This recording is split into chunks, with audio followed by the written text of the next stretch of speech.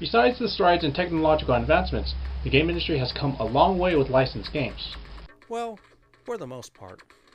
While a majority of these titles have been of questionable quality, there have over the years at least been a few titles that climbed out of mediocrity and into the collective memories of many gamers. Most recently, the critically acclaimed Batman Arkham games have set a new bar for licensed games, and with the announcement of Batman Arkham Origins, there's proof that licensed games can carry their own legacies and potential franchises that stack up against the competition. Whether a gamer is a die-hard movie or comic book fan, the universes of many licensed games have offered them a variety of worlds to explore. Everything from Spider-Man to Lord of the Rings and even Ghostbusters have had their place in the market with varying degrees of success and quality.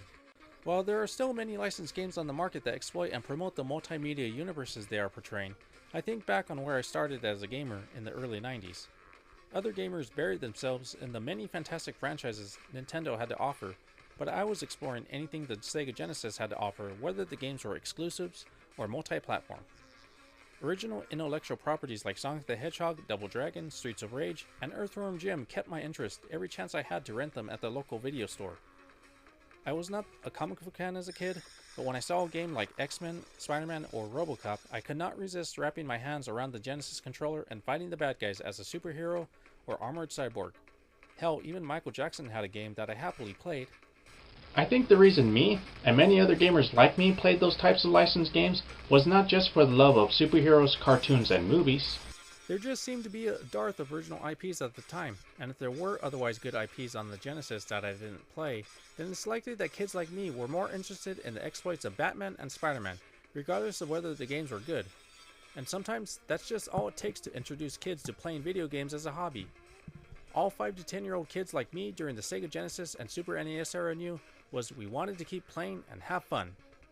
I think the angry video game nerd can attest to that to some extent. I knew I liked Sega Genesis games, but I could have never guessed that the games that I played borrowed gameplay mechanics from popular franchises like Mega Man, Ninja Gaiden, Castlevania, or Contra. Many years later, when I tried those games and other games they've influenced, it made me appreciate them and the gameplay innovations that predate my generation even more. Having said all this, I don't think it's important what gamers, especially kids, play on their consoles of choice. If a kid enjoys the hell out of a Harry Potter game and discovers other games in the process, licensed or not, then that's all that really matters. I think in a lot of ways, licensed games have been sort of the unsung heroes of the industry. Even some well-known game designers got their start working on licensed games. David Jaffe, co-creator of Twisted Metal, got a start on Mickey Mania, for example.